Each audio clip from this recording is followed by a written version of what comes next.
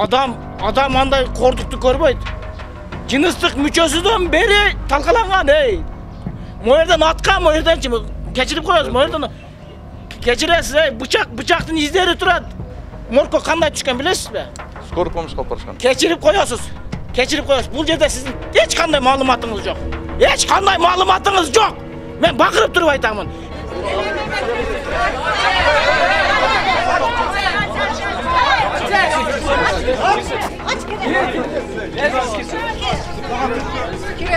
Жанында эч ким жок болгон, өзү болгон. Намаз окуп чыккан, өзүчө аялы үйдө сумкаларын таялап отуруп турган. Балам мисалы үчүн өтө здоровый болгондуктан 2-3 адамга күч бере турган бала эмес. Ушинтип азыр билбеймин. Оштук алып келип атат, ошко. Бирок Кызыл Кыядан эме болуп, кубалап жүрүп калмашып атат да. Мындай биздин шаарда болгон эмес. Милиция кызматкерлери, то есть Роскада иштеген балдар, алар пытка кылышат. Противогаз кийгизет, пакет кийгизет, кыйнашат. Бирок мындай өлтүрүп коюу случаясы мен биринчи көрүп атам да. 500 миң акча берген. Плюс өзүнүн жанында ояк бир дагы бир 20 миңдей акчасы бар эди. Ошолордан жок болуп атат азырчы. Действительно, мүрдөнү эзген, а? Көрдүңүздөр? Сиздердин өз көзүңүздөр көрдүңүз. Баланы езип салган, Жыныстык органдарга чейин езип берген башка. Бала өзү эле. Эгерде милиция ушуну кыла турган болсо, значит, жөн адам жырткыч болуп калды да, жырткыч да мындай кылбайт, анан туугандар, эли жөн. Өзүңүздөр көрдүңүздөр, мен баягы көрүп чыдай албай койдум. Адамдык эмен кетмеди менен. Туугандар. Ушул күн ар бириңдин башына түшүп калбасын. Милиция кызматкерлеринин түбүнө жетпесек болбойт, мындай боло турган болсо. Башыбыздан өттү, бул биринчи жолу эмес. Бир балабызды ушундай майып кылып койгон, бул экинчисини өлтүрүп койду. Бул биринчи жолу эмес. Жаңы элеген бала. Укук коргоочулардын кылган иши. Прокуратурадан болбосо Бишкекке чейин барабыз, садырдын алдыга чейин киребиз, садыр алдыга чейин. Эгерде ушунчалык боло турган болсо, Кудай кааласа мыйзам чегинде жооп берет, жоопкерчиликке тартылат, баардык айыпкерлер тартылат, жооп берет Кудай кааласа. Сабыр кылып, милиция ушуну кыла турган. Өзү мыйзамда мандаты көрсөтүлгөн. Мамбайда моргто өзү келгенден кийин кайсы угдап келдиби, гоодап келдиби, ноокатап келдиби, кара сууап келдиби, кайсы милициянын фамилиялары барбы? Регистрация жок экен, регистрация жок экен. Кайсы күнү? Кайсы күнү? 15-ден 16-га түнүн алып келген. Баланы өзү 15 күнү түнү калмаш келген, саат 8-да. 8-9-дарда. Булар 1:30-да келген. Өтөтсө Хабар бериш керек беде ата-энеге. Кандай баланы ата-энеге хабар бербей эле. Биз эми карасак ошо көгөлө немелери турат. Карантина турат, көгөлө турат эми. Денесинде баардык жаракат. Шегинде текстилдер, башында деле турат, ошондой катуу предмет менен тийген дегенди күмө болот. Жыныстык органдарга чейин эстип таптыр. Капсылары бар, колунда бар, ошо баардык денесине турат. Эми муну деле бая айтып өтүп кеткендей, мыйзам чегинде баары такталат. Графикте табелде жазылган. 8:30-да 5-ке чейин жумуш орундолосун. 5-тен кийин эртең менен 8:30-га чейин үйдө болосун. Кайсы вызов не боло турган болсо, окуя болсо, тергөөч менен үйдөн чыгып кетесиң. Bizde ol polnoy grafikten bardıq жазылысы бар. Ana tergөөчү kim күтүп алган бу жерде? Тергөөчү өзү алып кетет. Тергөөчү менен ким мына жерде ким принимать этти? Bu yerде кароол ачып берет, тергөөчтөр өзүнө алып кирип коюшат. Кароол барбы? Кароол бар. Үйдөн келип Кароолду чакырбайлы. Адам өлбөйбү. Өлөтүп келет. Кароолду чакырбайлы. Кылычтай жигит кароол ким алып келген? Ошону айтып атам го, мен азыр көрөбүз деп атам го. Кароолго таштап кетти. Ана ошо кароолду да. Кароолду чакырбайлы. Чакырбайлы. Биз 2-3 күндөн бери баламдын неизвестный жоктугуну каяктан экенин билгенибиз жок. Анан балам өзү Бишкек аялын алып жөнөп аткан. Анан сүйлөө абетте келип биз менен сүйлөшүп, намаздан куптандан кийин мен жолго чыгамын деп аялыны Бишкекке алып кеткен жаткан. Онун ооба Бишкекке. Ошентип эле сүйлөшүп, кечке мал кетип атып, мен сиздерге жолугуп өтөм деген. Анан эми келип жолугуп өтөт деп биз бемалал отурганбыз да. Анан шобойдон эле куптанга чейин сүйлөшүп турган кыздарым менен. Анан онон кийин эле бир 10 минут 15 минут өтпөй уже телефону өчүк болгон. Жанында аял? Жанында эч ким жок болгон, өзү болгон. Намаз окуп чыккан, өзүчө аялы үйдө сумкаларын таялап отуруп турган. Тергөөчүлөрдүн айтымында кандай болуп жатат ошондо? Биз тергөөчү эч кимди жолуктурганыбыз ham жок, али сүйлөшкөнүбүз ham жок. Бизге даже бир адам мына жерде жатат, алып кеткиле деген жок. Өзүчө бирөө кабар берген жок. Мана бүгүн 3-күн болуп атабы бу жерде жатканыга. Өзү мана балам, кайнелерим сүйлөшүп, сураштырып, өздөрү таап келишти. Кечке ушул жакта жүрүшкөн. Бул жактагы врачтар эмне деп жатышат? Бул жактагы врачтар биринчи регистрациясы жок деди. Онун ким алып келгенин айтышпай бүдөмүк кылышып атат. Азыр эми регистрация турган жерде дагы туура эмес жазылган. 1.15, 1.16, 1.13 деп ушундай числолор нито коюлуп атат. Анан бир точный мынеттен келип, баланы ушул жерге таштап кетти деген бир точный адрес жок. Бу жердечи. Анан ону жүрөгү кармаган деп атат экен. Азырчы менин балам туулгандан бери бир жолу больницага жаткан эмес. Анан укол дагы алган эмес. Бунун здоровьясы 100% жакшы. Бу жерде азыр жүрөгү кармаган деген эме менен жаткызышыптыр. Баланын бүтүн жери жок дейт азырчы. Бардык жогун талкалап салышкан. Балам мисалы үчүн өтө здоровый болгондуктан 2-3 адамга күч бере турган бала эмес. Ушинтип азыр билбеймин. Балаңыз эмне жумуш кылат эле? Балам үйдө эле акасыга жардам берип, базарда жүрүшкөн. Анан аялы Бишкектен болгон үчүн жазда бира барып келген. Азыр дагы кышка бира барып келемин деп ошентип даярданышып аткан. Аялы эч кандай маалымат билбейт? Аялы эч кандай маалымат билбейт. Ол күтүп эле отурган. Анан мен звонок кылсак телефон өчүгөдө мен звонок кылдым. Кылдырсам келинге, Мухаммед келбей атат, күтүп турам деп ол ошондой деди. Анан келип калар деп уже куптандан кийин бир маал болуп кетет экен, өзүм ойлодум. Неме, жолукпай эле кетип каптыр эми кеч калып дедим. Мен бул нерсени вообще ойлогонум ham жок, мындай болуп кетет депчи эч ким кабар берген жок. Оштун милициялар о жерде камерага түшкөн деп атат, баягы базардын алдыдачы. 2 бала мындай турган экен бир эме кылганда. Онун үчөө аркасынан жүгүргөн дагы, аркасынан дагы бирөө телефон кармаппы, баскан ушундай камерага түшкөн. Бирок мындай лицолору жакшы көрүнгөн эмес, караңгы болгондуктанчы. Буну көптөшүп алып келишкен. Ошол 8 канчадагы 8-15-теги болуп атабы, ошондой болсо, уже бу жерде 12ге канчага келип болбой, уже баланы өлтүрүп бияка алып кеп коюшуп атпайбы? Мунун эч кандай жүрөк тута турган оору жок болчу да. Ден соолугу вообще жакшы болгон. 6 айлык баласы кимге, аялы кимге убалы. Айнелдер кандай түшүнсө болот муну? Мен ичем чыдабаймын. Азыр келгенге чейин мен ишенгеним жок. Илagым келген жок өзүчө. Сиз баланы көрдүңүзбү? Көргөнүм жок. Мен кире албаймын. Жүрөгүм чыдабайт. Аты жөнүңүздү айтып коюңуз. Атым Мама Юнусова айтылган. Азыркы Мухаммедов. Ош областык адвокатурадан. Адвокат Шаиев Мамат. Бул окуя боюнча 15 октябрда болгон, кечки саат 8 чамасында. Кызылкыядагы камерада көрүнүп турат, мунун артынан 5-6 бала кубалайт да. Кубалайт дагы ошо бойдон мунун автомашинасын автовокзалга токтотушат, а муну бияка алып келишет. То есть Ошко алып келет Кызылкыядан. Ошко алып келишкен аралыктын ичинде эле муну ошол эле күнү өлтүрүшүп, моргка алып келип коюшат. Моргто мындай азыр мен кирип сүрөткө тартып, камерага тартып чыктым да. Вообще таза жери жок. Арты дагы, алды дагы көгөрүп кеткен. Мына колдору көгөргөн. Мына оң бутунун санга 3 жерине бычак кирген. 1,5 сантиметр, 2 сантиметрдеги бычактардын изи турат. Ал эми товарсыкка тепкенде вообще көгөрүп кеткен да. Моюндарында. Мына жерге, по-моему, жанагы эмени аткандай болуп турат. Травматический пистолеттин атканга окшоп турат. Точкасы турат. Эки жак бетинде тең, эки жагында тең. Кемиңтомдор аябай көп да. Анан кийин суббота 15 менен 16 менен жазып атышат. Регистрация кылып тур. Как раз 16 суббота болуп калдыбы? Анан бүгүн воскресеньеде.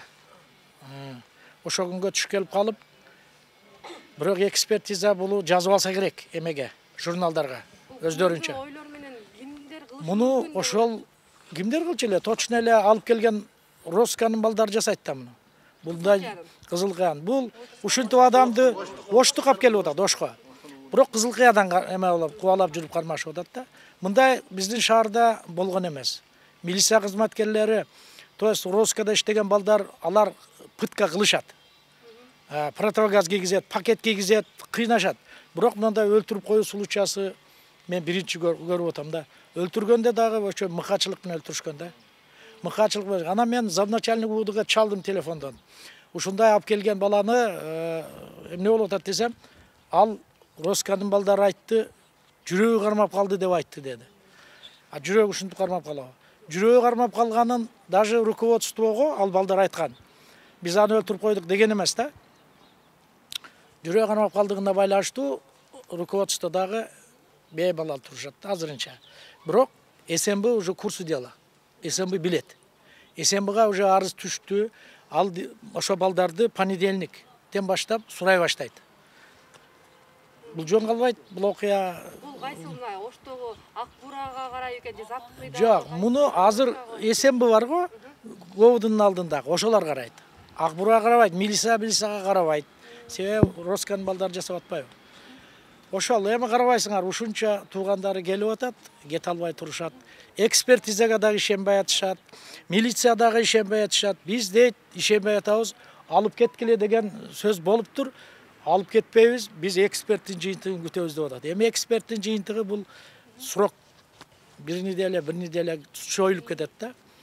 Ошон үчүн буларды мен алып кеткиле деп айткан укугум жок. Каласа алып кетишет, калабаса калат. Шаиев Мамат, адвокат Ошко областный коллегия. Так, мен Ханыбек уулу Мухаммедтин бир тууган агасы болом. Укам менен 15 октябрь күнү, укам 15 күнү Бишкекке кетмекчи болгон өзүчө. Анан Бишкекке барып, мага машина алып келип бермекчи болгон. Мен өзүм мал базарда иштеймин. Мага портерим бар, кичинелик кылып, чоңураак машина керек деп дайындаган дем. 500 миң акча бергенмин. Плюс өзүнүн жанында ояк бир дагы 20 миңдей акчасы бар эле. Ошолордан жок болуп атат азырчы. Телефон, жаңы телефону бар болчу. Кийимдери ошондо каякта, кийимдерин сурадыңарбы силер? Жок, сурай турган адам жок болду. Кимден сурайбыз азыр? Жок болуп атат кийимдери дагы. Машинанын күлүчү каякта, ону билбейбиз. Машина өзү кайерде турат экен азыр? Азыр Кызылкаяда автобазада турат экен. Күлүшү жок бирок. Күлүчү жок. Анан кантип сиздерге телефон чалды десеңиз, ошолорду айтып берсеңиз? Бирок азыр мал базарда жүрсө бир милиционер келип айтыптыр, ушундай укаңызды ушундай алып кетишиптир. Ушундай өлүп калыптыр, моргто экен деп ошондой кабар келиптир. Мен өзүм жалдап атам, мал базарда жүргөмүн. Анан бир акам чалып, ага ушундай айтпады, өлдү депчи. Тез срочно келип кал деди. Анан тынчылыкпы десем, келе берсең айтамын деди. Сразу жолго чыктым. Келип ошол ошко келип билдим. Өлгөн. Ошондо бүгүн билдиңиздер, э? Жок, кече билгенбиз, кече. Саламатсыздарбы? Саламатчылык. Түшкөн эме боюнча маалымат бериңиздерчи, кандай сиздерде кандай маалымат бар? Кимси болот? Мен тууганы болом. Кандай? Агасы. Ушул жердеги бардыгы туугандары. Аялы турат, балдары келип. Апасы. Биринчиден эми силерге силерге көңүл айтам, ушул нерсе бул мамлекет болгондачы, мамлекет болгондо. Экинчиден бул Карим уулу Мухаммед боюнча айтып кетсем, Ханыбек уулу Мухаммед боюнча айтып кетсем, бул жерде кылмыш ишин тергөө алкагында тергөө тапшырмасы негизинде Кызылкаядан алып келишкен. Алып келишкенден кийин тапшырманы ким берген? Тапшырманы тергөөчүлөр берген. Тергөөчүлөр бергенден кийин бул жерге алып келип туруп кабинетте өзүн жаман сезгендиктен оператив кызматкерлер, ыкчам кызматкерлерчи Буну скорый алып барганда каза болуп калыптыр. Бул боюнча тиешелүү материал чогултуп, биз улуттук коопсуздук кызматына тергөөсүн өткөрүп бердик.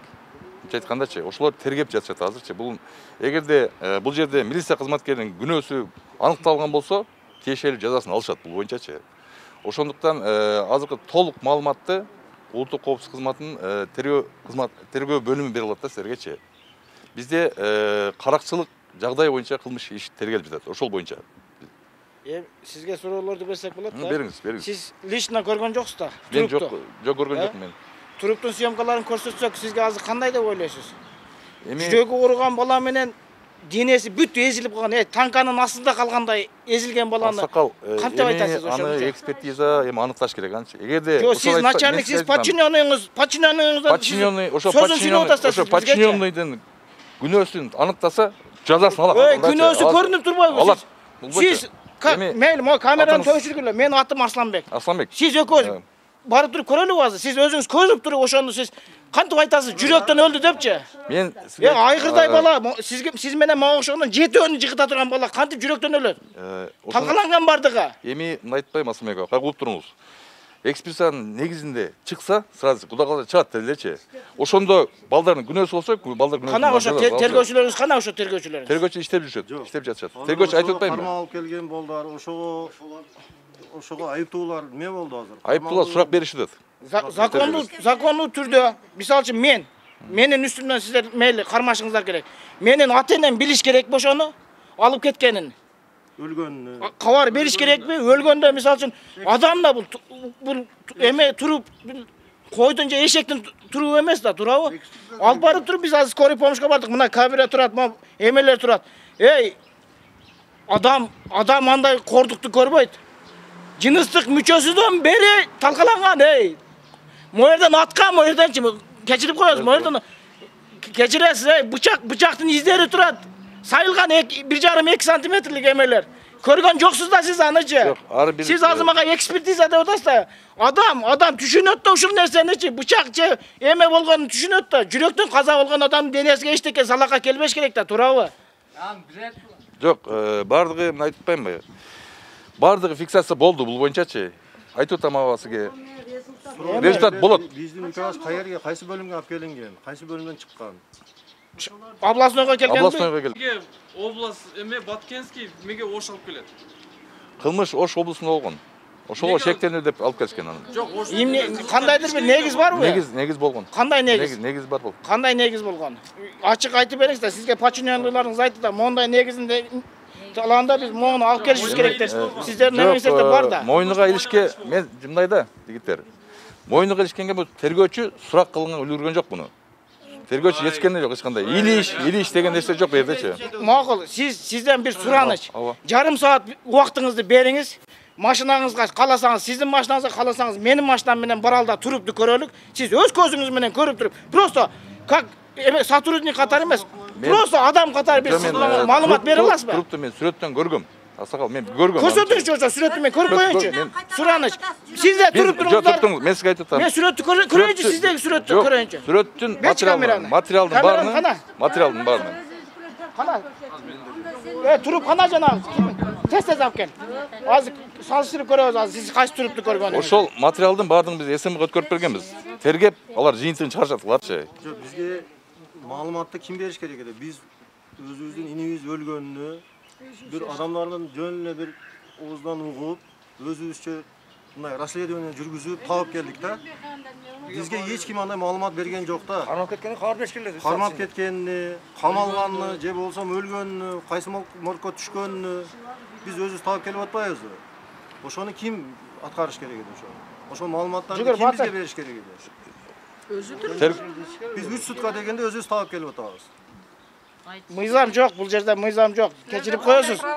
Урматтуу начальник, сиз вообще сиздин өзүңүздүн подчиненныйларыңызга сиздин түздөн түз айыбыңыз бар. Сиздин түздөн түз айыбыңыз бар. Мен сизге ушуну айтайын. Мен эгерде сиздин жазаңызды бере албасам, ушул эме күнөөгө жазаңыздарды бере албасам, бир Кудайдан жазаңызды аласыз. Мына, Көрüңüz. Operlerdi çıkarı versin bizge hazır oşolardı. Şu jerge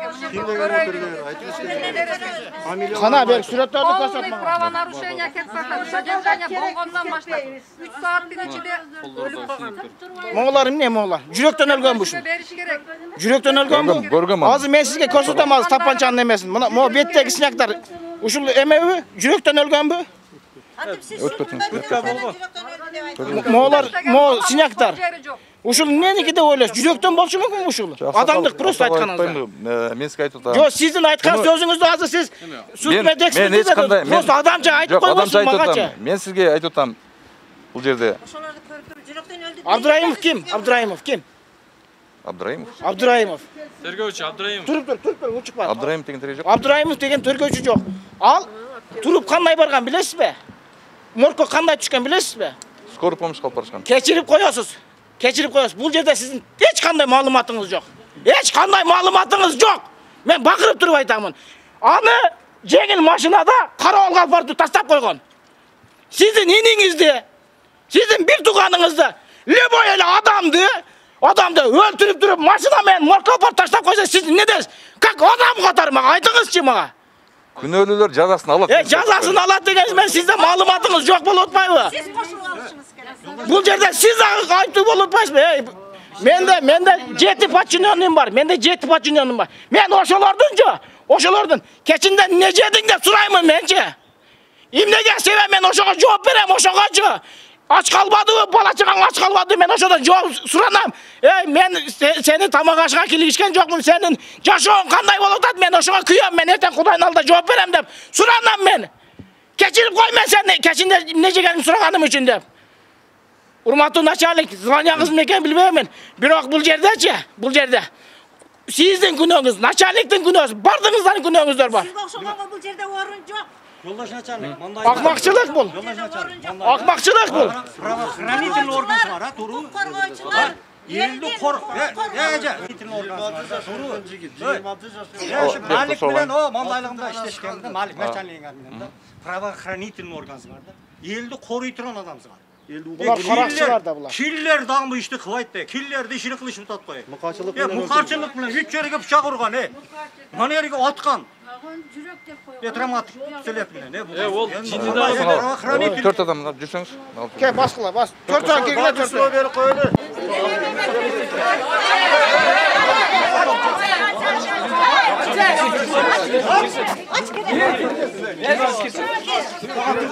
Kiret, apası girsin.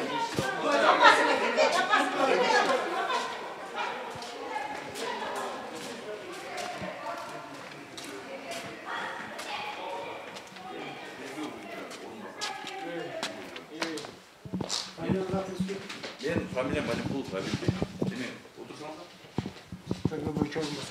Кудай сактасын, баарын ач. Келin отырыңыздар баарыңыздар, кимдиктен алсак. Биз тийиштүү материалдардын баардыгын ошол күнү мен айткам, чогулткула, СМ өткөргүлө. Эгерде силерден ушул баардыгын кылган аракетиңер, силердин айыңардан ушул адам өлгөн болсо, силер жазасын аласыңар депчи. Себеп дегенде мындай жөнө болбойт да муну сечи. Анан ошондуктан айтып атам, силер айтып атсыздар мага, сен мен керек болсо, мен жооптуу болсом, мен жооп берем. Бул боюнчачы, мен себеп деген бул балдар оператив кызматкерлер. Баары бир бизге баш ийет. Ошонун негизинде айтып атам, бул нерсе жаап жашылбай калбайт. Анан экинчиден, бул маселени берүү боюнча, жеткирүү боюнча силердин маселе боюнчачы, биз улуттук коопсуздук комитетке өткөргөндөн кийин биз айтканбыз, муну жеткириш керек туугандарына депчи. Эми просто бул жерде ким тергөө жүргүзүп жатса, ошол айтыш керек эле. Моунда болду. Бул милициялар алып келиптир, каза болуптур деп. Ошол эсим кызматкер айтыш керек эле силерге. Эми айтып атпаймынбы? Анан 2 күн сүрөп өтсө дагы бизге кабар жетпейт. Жолдаш начальник бир суроо. Кармап кеткендер эми болуш керек эле да. Шашылбай. Батырбек айт. Закон боюнча ошол силердин тилегермен айтканда кылмышкерди кармадыңар. Канчада суракта эме бериш керек? Үйдөгүлөргө кабар бериш керек. Ошого жооп бересизби?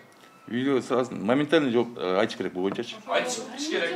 Тиригиде айтыш керекпи? 3-чү күнү эшитип атабыз. Тиригиде айтыш керекпи? Ал өлгөндөн кийин да силерден уккан жокпуз. Издешип таап алган кийин уктук. Жок, айтып атпайм, мен силерге бул маселе боюнча бул адам тергөөгө келген эмес. Бул жерде тергөөгө жеткен жок. Тергөө кызматына. Бул ыкчам кызматкерлердин кабинетине казуу болуп атат. Ал значит сизге карабайт. Жок, башка жүрөгүнөн деп мына айта албайсың. Себеп дегенде эксперт өзү далилдеп берет. Дагы бир суроо башкача. Бул биздин инибиздин өлүмүгө шектүү канча адам? Канча оперативдер? Канча адамдын үстүнөн эме болду, иш козголду. Бул боюнча жок, бул ишти улуттук коопсуздук кызматы козгоду. Канча адам кармап келген? Канча оперативник кармап келген? Ыкчам кызматкерлер. Канча?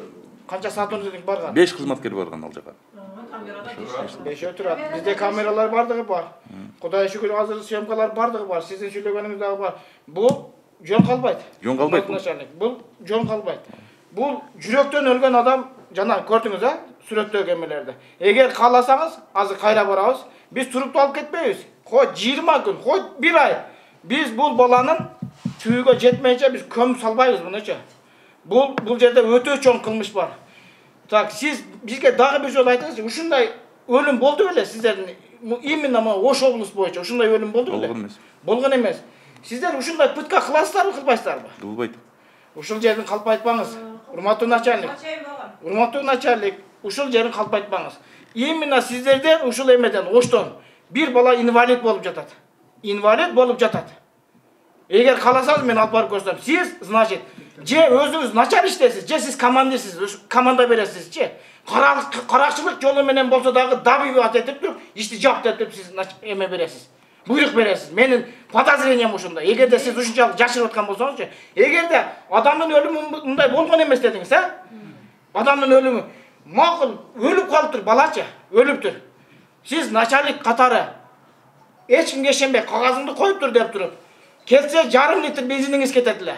Жарым саат убактыңыз кетет эле. Как начальник катары барып турупту бир көрүп койсоңуз болот беле? Сүрөтүңдү коюп тур, кагазыңды коюп тур, мен жарым саатка мына Талайбек Сарбашев өзүнүн колу менен мусорду алып жүрөт. А сиз ошо турупту жөн эле барып көрүп койсоңуз болбойт беле? Кандай деп ойлойсуз ушул жагына? Адамдык мен сиздер кызматыңызга тийишпей эле коеюн. Просто адамдык эмеңиз, моралдык укугуңуз менен. Ата катары, бир тууганыңыз катары барып көрүп койсоңуз болот беле? Сүрөттө мал сүрөттө мо адамды деле жаткызып тартып коюш, муну да тартып жаткызып коюш. А сиз лично өз көзүңүз менен көрүп койсоңуз Кудайдын алдында жүзүңүз жарык болот деген оюм да. Туура айт, Арслан туура айтасыз. Просто айтып атпайм мен. Мен мындай да, бул жерде мен облустун председатель эткенден кийин, мисалы, материалды өткөр бергенден кийин, мен барып аралаша турган болсом, мен как кызыкчылык болуп калат менге. Мен жашырып, бир нерсе балдарды жаап жашганга аракет катары болуп калат. Ошондуктан мен айттым, улуттук коопсуздук кызматты өткөргүлө. Эч ким аралашпагыла, эч ким андай болбосун депчи. Себеп дегенде мен эгерде мен барып туруп, ошол жерге өлүктүн жанында туруп алсам, баланын жанында туруп алсамчы, меники кызыкчылык катары болот бул жердечи. Мен барып туруп ошол жерден экспертке давить эткен, скорый помощь давить эткен нерсе болуп эсептелет да. Болду. Сиздин өзүңүздүн эмеңизге турду. Эми мен суроомо жооп бериңиз. Сиздин оперативниңиз мисалы үчүн жөнөтсөңүз канча саатта келет? 1,5 саатта келет. 1,5 саатта келет. Баланы 8:30 алып кеткен. 8-ден 10 мүнөт өткөндө камерада колаган эмелер бар. Алар бизде турат, ал Вештот турат алчы. Эми бала 1:30, түнкү саат 1:30 моргко түшкөн. Моргко түшкөн изилдедик. Biz jurnalistik ilgili kıldık. Morgko düşkönde охранникке берген. Biz охранникти çakırıp hey, tuğan, senin dagı bir tuğanın boluşu mümkün. Menin dagı bir tuğanım boluşu. Uşu kандай sayınada geldi, kantip geldi dep suradık da. Surasak aytat, jеңил машинада алып келди дейт. Караңгы болчу, biz билбейбиz dedi. A kim алып келди desek, mına men эме кылдым дейт, өзү жазып бер дейт. Абдраимов деп туруп кол койгон. Фамилия, имя, отчествосын жазган, Абдраимов деп туруп. Подпись hiç kандай eştege yok. Siz kantip ойлойсуз ушуну? Mına hazır 8'den 10 minut ötkönde 1,5 saat уже жолго кетти деп коелук. 8'den 12'ge чейин 4 saat убакыт болду. 4 saat убакытты ушул сиздин сотрудниктериңиз кайсы жака коротду деп ойлойсуз ушул 4 saat убакытты? Сиз ушуларды сурадыңызбы? Сиз өзүңүздүн подчиненныйларыңыздан? 11-12'lerde skoriге барган. Туруп. Азыр бияк суроо берип коеюн. Булардын көрсөтмөсү боюнча биз алып келдик. Тергөөчү ошол саатын сурадым. 11'ge чейин келдик. 11'ge чейин келдик. Тергөөчүн күтүп отурдук. И ошол тергөөчү сүйлөшүп отурдук деп показания көрсөтмө берди. Бул боюнча айтып атпаймынбы? Эми ар ким адам өзүнчө көрсөтмө берет. Бирок ошону далилдеп тергеш, мисалы айтканда биздин милдетибизде. Кана сиздерде камера барбы мисалы үчүн? Сиздер Камераны бар, бизде алып бар. Бардыгын улуттук коопсуздук комитети баарын алып кетти. Камераны дагы. То есть бизге азыр эчтеке көрсөтө албайсыз. Бизде азыр алып кетти да. Тергөө ошол кабинетти осмотр кылды полностью. Балдарды сурак кылып жатат азыркы учурда. Азыр 5 балага сурак башталды дейсиз. 5 эмес, бардыгы суралат. Керек болсо мен да сурак берем бул жердечи. Бардыгы сурак берем. Сиз беришиңиз керек. Ал биздин улуу урматтуу сиздин начальнигиңиз кайсы жакта азыр ушул убактачы? Ушундай азыр бул хаос да булчу.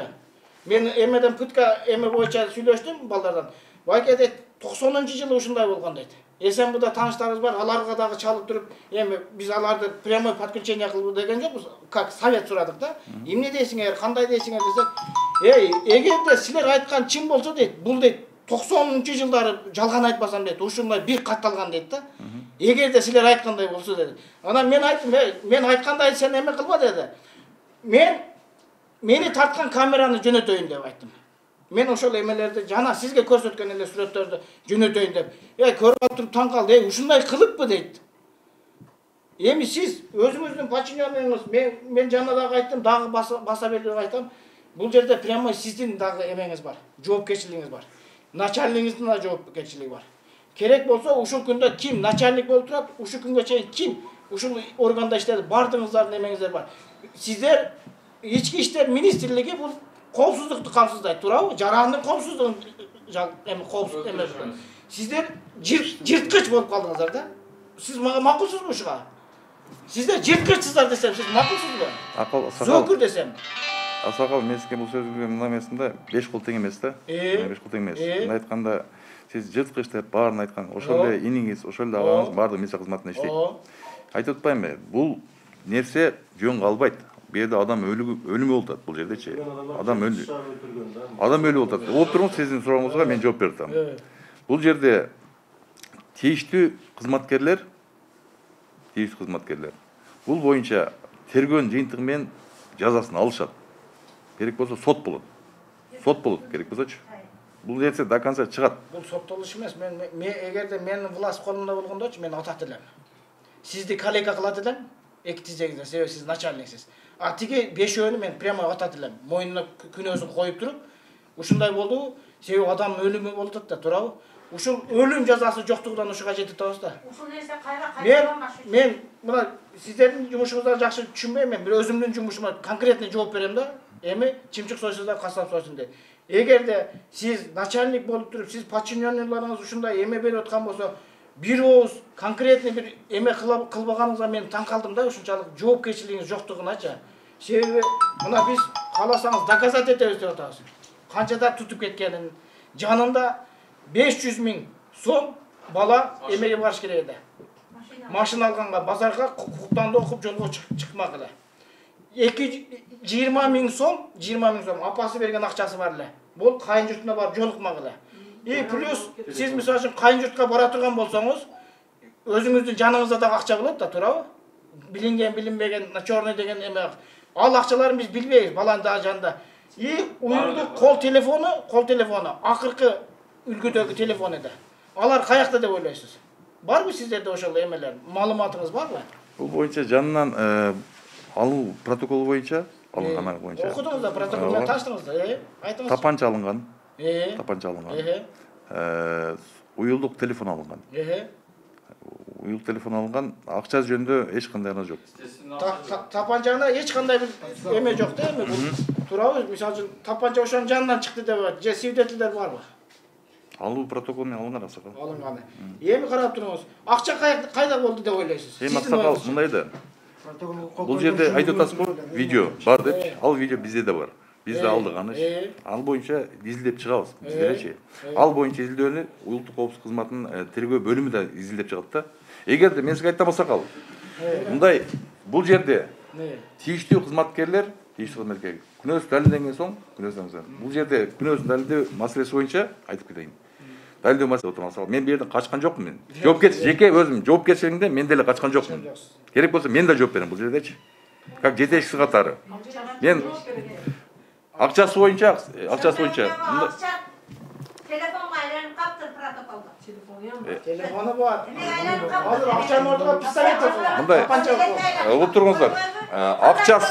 Акчасы кармалдын мыйзамдуулугуну, бул жакка алып келген мыйзамдуулугуну, өлүмү боюнча тийиштүү баардык тергөө малдарынын орган текшерип, айтып атпаймынбы, ошондо баардыгын изилдеп чыгат. Эгерде кызматкер акчасын алып алган болсо, ал боюнча да тийиштүү жазасын алат. Андан сырткары өлүмдөн башкачы. Эми сиз дагы бир эми Асакал. мен азыр катуу кылдымбы же? Жок, катуу эмес. Сиздин өзүңүз бул жерде айтпаймынбы, жоготуп алып келдиңиздер. Сиздерге тура эле. Сабырдуу келгениңизге мен рахмат сизгечи. Ушундай сабырдуу келип сүйлөгөнүңүзгөчү. А так мен мындай айтканда Аксакал, угуп туруңуз. Сизде эле мен аракет кылмакмын. Мындай нерсе болгондочу.